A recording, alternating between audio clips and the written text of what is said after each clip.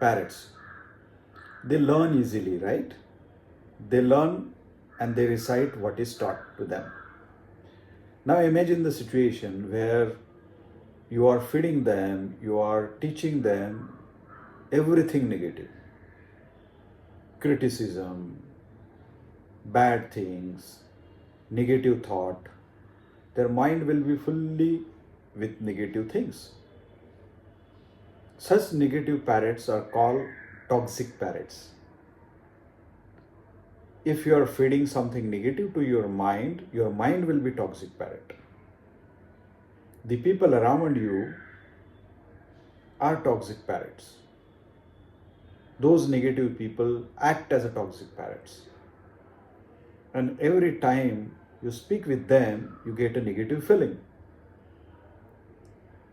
You waste your energy. They drain your energy. So those toxic parrots drain your energy. How to overcome this? I have a simple tool, simple antidote. What you can do? You just cover their cage. Imaginary, just throw the towel on the cage and cover them. They will disappear, they will be invisible. So make those toxic parrots invisible within you, around you. Your life will be much better, much happy. Right? All the best.